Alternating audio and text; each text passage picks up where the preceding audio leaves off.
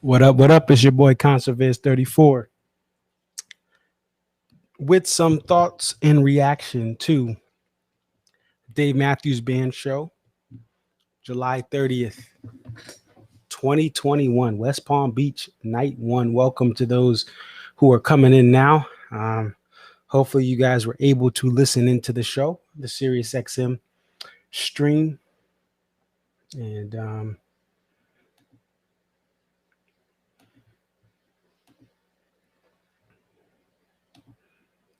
we're going to talk about this show from beginning to end. What I heard, what I liked, what I thought, these weren't the best moments, in my opinion, of the show. But overall, this tour, this 2021 summer tour for Dave Matthews Band, has gotten off to a wonderful start. I am excited to see the shows that I'm planning to see this summer. And hopefully you guys are able to make it out to shows. And if you're having a Dave pressure and you've already went to your show, hopefully you're able to add a show or get to a future show here. And tomorrow I will be back on. If you guys want to check me out tomorrow, I will have someone directly from the show. Will be on a little later, more towards 11, potentially a little after 11, so that we can talk to DMB Mamas right after the show and get her thoughts, as she was here tonight at the West Palm Beach show. She was at Tampa and she'll be at West Palm Beach night 2 as well. So as we look at this show, we see a couple of new things here. We see that there's a partial I Want a New Drug, which is a Huey Lewis in the News cover. And that is a song that, to be honest, I don't know a lot of Huey Lewis in the News. I know it's a respected act, but a little before my time as far as when they came out, and when they were popping in the 80s. But that's definitely a nice addition to Jimmy Thing, which makes its tour debut. So we'll get to that. And another thing we have that's new is Jimmy Thing tour debut. Those are the two main things, because while we have a couple other debuts like recently in Crash Into Me and Sister, people were waiting to see when Jimmy Thing was going to come back, and Jimmy Thing is back. It is back. Hopefully it is used sparingly and not overplayed. I think it's a song that's nice to have, but it's still overplayed. So hopefully that's still down. From beginning to end, shout out to Ari and SiriusXM Radio, Dave Matthews Band Radio, the management, everyone that's made this thing possible, because without that connection between SiriusXM and Dave Matthews Band, which is very, limited in what they allow to be streamed, we would not be able to listen to this show through the app or in some people in their cars. So that is awesome. And the sound was amazing. It sounded even better than obviously the opening night last Friday. And I just think that this band's mix is the best it's been since I've been going to shows in 2012. And to me, listening to this show in my headphones and then listening to older shows in the past, this is the best mix that I've heard in the post Leroy Moore era. These last couple of shows from the tapers, shout out to the tapers who have taped this to the 2 SiriusXM streams. The sound is amazing. And the mix and the balance is amazing.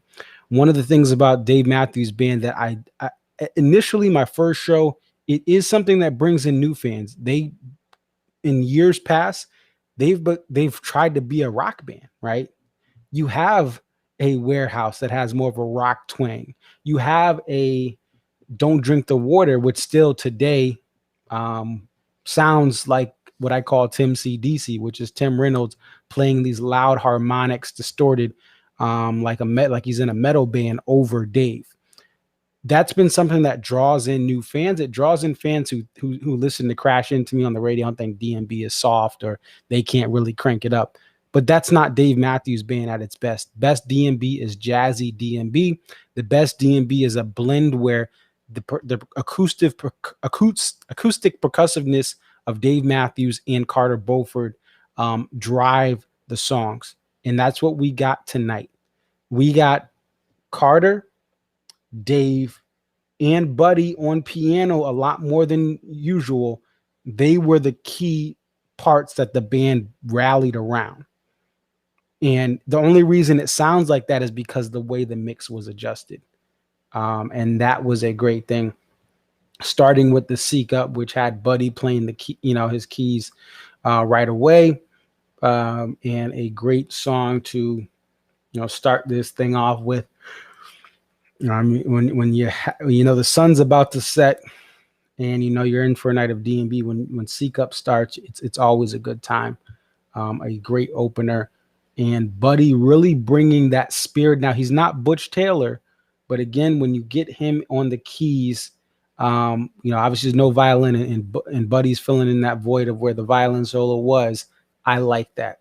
I like the keys being heavily driven in that part of the Seek Up kind of jam and build up.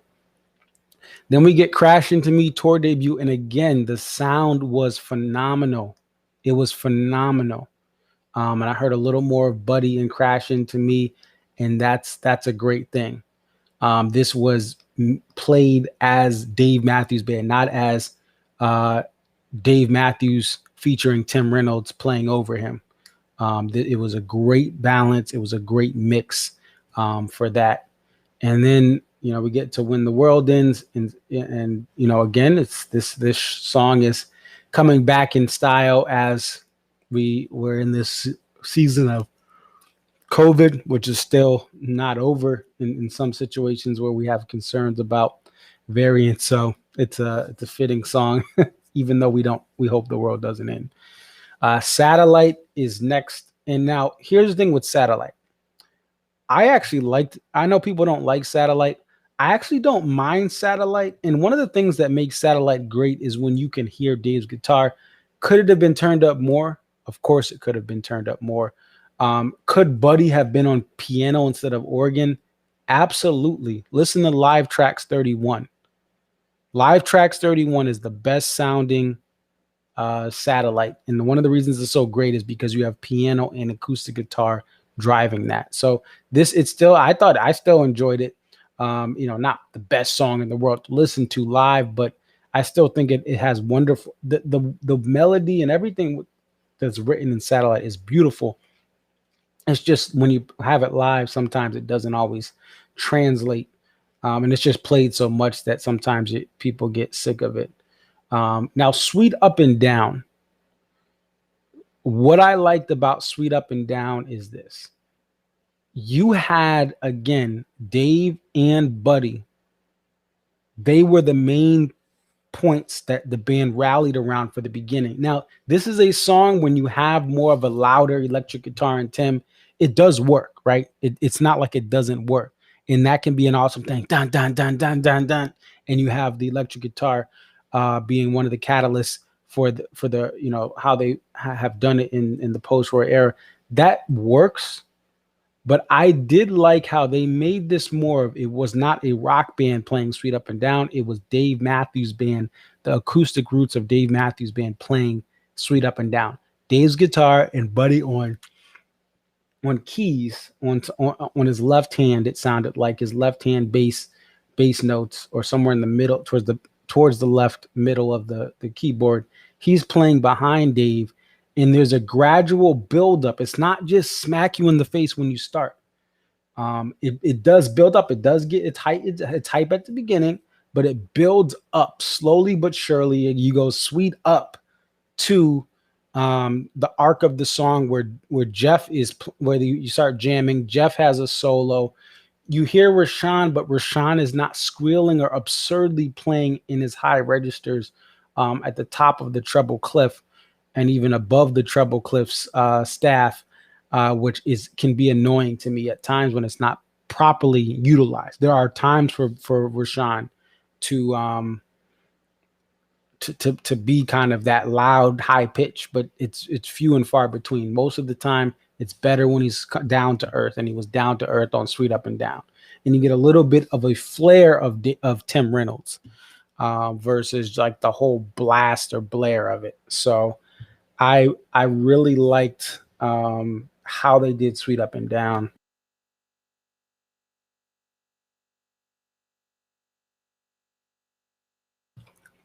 And then we have Sweet, which is one of the Cinderella stories of this tour. Reason it's a Cinderella story is because no one really saw this coming back in full swing. And not only has it come back, but you have beautiful piano. Again, emphasis on the piano. And you have a nice soft horn and soft parts at the end, the ending jam. This is how I expect this band to play, right? They are not a rock band. Matter of fact, oh, I want a Watchtower cover. No, go see a rock band cover Watchtower. Go see a Jimi Hendrix Experience show. Excuse me. And go watch Watchtower there. Not that DMB does it bad, but this is what I like from the band. A nice dynamic build-up, awesome vocals, and a awesome jam at the end, which is just becoming a Cinderella story of this tour. We get a tour debut of recently after that, and this was awesome. And I noticed again, Tim was a little bit toned down, which is good. Recently is a day like an OG early 90s song that's been played forever, even before they had albums out. And it has its acoustic percussive signature that DMB has shines in this. And with the band more balanced, it sounded better. What a way to bring back recently and debut it for this tour. And then we get back into Big Whiskey. Another night where we have 5 Big Whiskey songs. So they're playing this album out every couple of nights, even though it's only been 4 shows. I mean, it's like they've had 2 shows. I think one show it was 6. This show it's 5.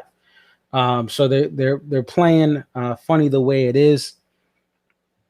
And then they go to Walk Around the Moon, which, to me, I think it's a dope sound. Again, the sound of it and how it builds up. I like it. So we'll see how I feel about it going to shows and listening to it multiple times, which I'm not, without a doubt, I know going to multiple venues that I'll definitely get it twice, right? If not more than twice, right? And then this is where the Jimmy thing comes in. And again, you get this Huey Lewis in the News cover to mix it up. And then you go to Sexy MF. So, hey, Jimmy thing is back. 2 night stands, you're expecting it. It was bound to come back, and it is back again. I just hope it's used sparingly. And then we get a 7. And then Where Are You Going? And again, 7, you feel more of a actually 7 was made on that rock album, which is Big Whiskey, but you hear Dave's guitar a little more. There's a better mix of him turned up. So I think it was a good thing.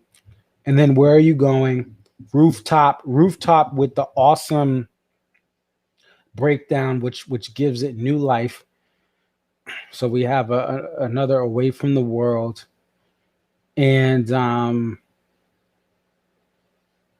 then to me, the best Big Whiskey song, and really the only, when you look at Big Whiskey is a rock out, it's really a rock-based album, but Lying in the Hands of God, it incorporates Tim on a cleaner electric guitar, and he's more subtle, and you have everything else it's just such a spiritual experience.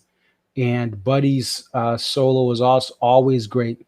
To get Lying in the Hands of God, and then here's where, after Lying in the Hands of God, the rest of this set to me, I call it You and May, to Don't Drink the Water, to Louisiana Bayou, to Shake Me Like a Monkey. Now, to me, here's the thing, right? To me, these are songs I'd rather not hear. But when you have a majority of the fan base that's at this show, they want these high energy songs. They want the wedding song, You and Me, right? They want to Don't Drink the Water. They want to Louisiana Bayou. They want to Shake Like a Monkey. And these songs didn't sound bad mix wise. I just prefer not to have them in the show. So you really have, and you really have, in a sense, I made a comment the other day about the tale of two DMB shows, and this isn't again to knock. Oh, they shouldn't play these songs. No, they're going to inevitably play some of these songs. I'm just hoping we get more rare stuff, you know. But again, it is what it is. Dave plays what he's going to play.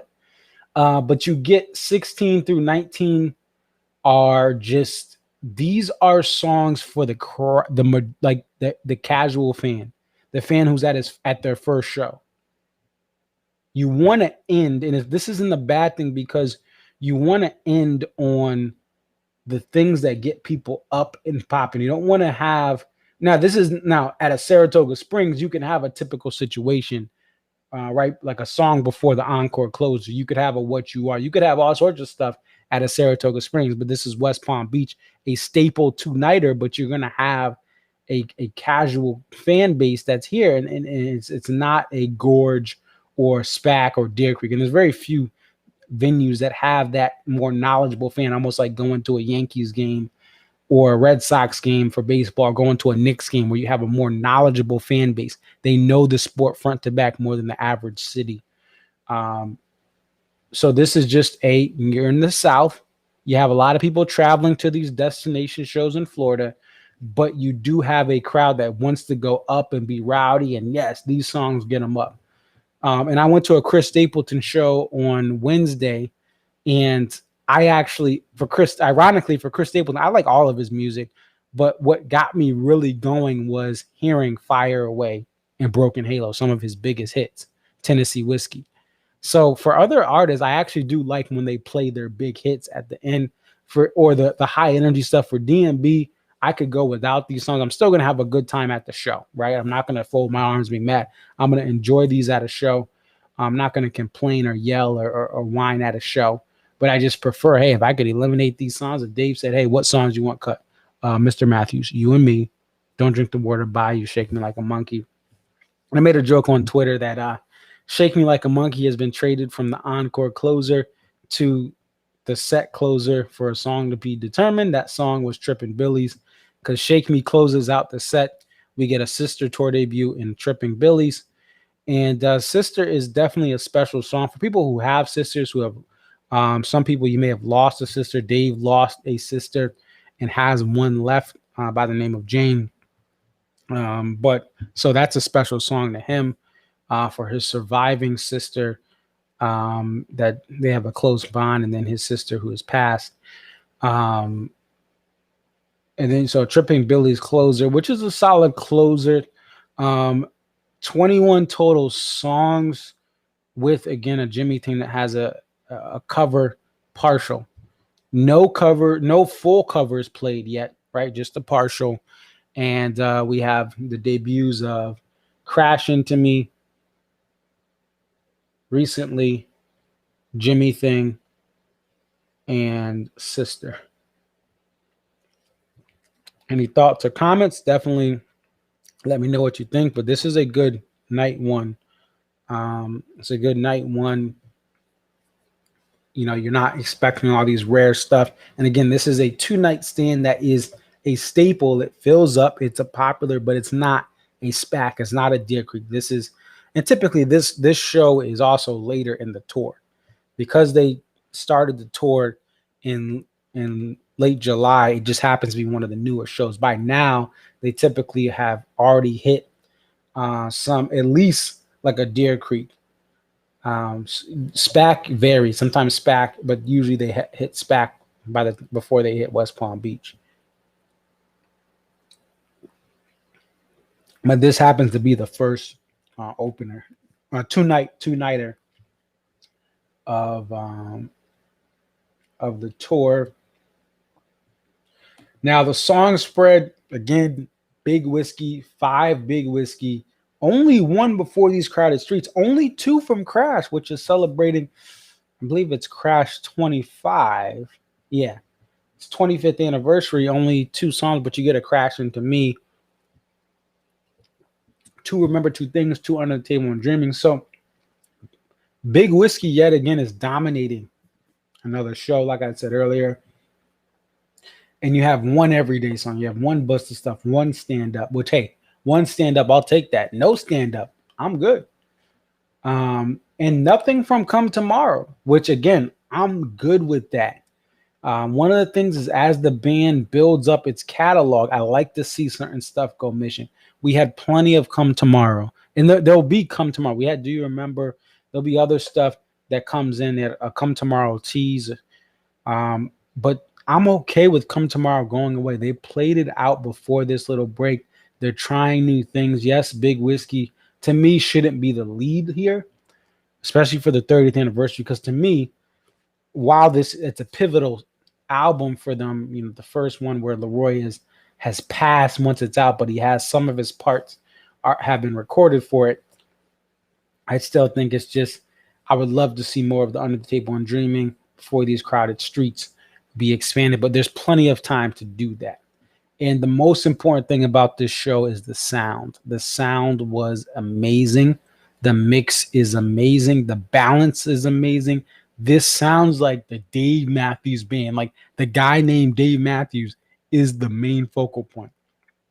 And that's ultimately, out of all the things that I talk about over the last couple of years of doing these streams and videos, the most important thing is I love Dave Matthews. I like his band too. I love Carter, right? Fonzie Fonz, right? Rest in peace, Leroy Moore.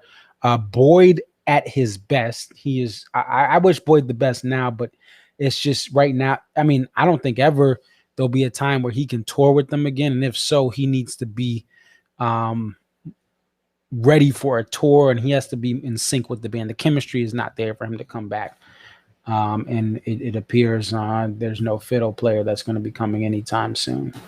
So it is what it is. But again, I just like how this band sounds. It sounds like the Dave Man. It doesn't sound like, I always say this. Imagine if Jack Johnson brought in Gary Clark Jr. to tour with him full time for his live shows. Although Jack doesn't do a lot of touring anymore.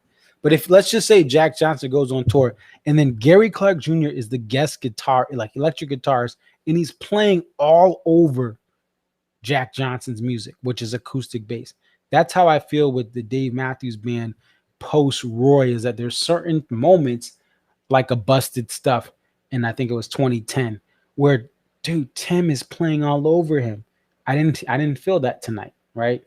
Don't Drink the Water, I always think they could have more of a slower tempo and things like that, but it sounded better, right? It sounded better than previous years as far as the mix and balance of it. So there we are. Let me know what you guys think in the comments if you're watching the replay. Thank you so much. Again, tomorrow, you don't want to miss tomorrow, because we'll be having live reaction from DMB Mamas at the show, right? She'll be, after the show, we're going to call her. And we're going to get her reaction. Her and her wonderful family are out there enjoying the 2 nights on the east coast of Florida, West Palm Beach, which is actually, it's funny, it's called West Palm Beach on the east coast because Palm Beach is across, like a sandbar across from West Palm Beach. And actually, West Palm Beach is the rougher part of that area. Palm Beach is where you got millionaires, billionaires on this exclusive strip of land. So be careful out in them streets of West Palm Beach, because there's some rough areas depending on where your hotel is. I know that, that's, more working class, more hood areas, depending on where you are again. But Palm Beach is where the money is, at the easternmost part of Palm Beach. West Palm Beach is actually the physical coast, like I said. So that's all I got for today. Definitely like, comment, subscribe. It's your boy ConserViz34. I'll see you guys tomorrow. Peace.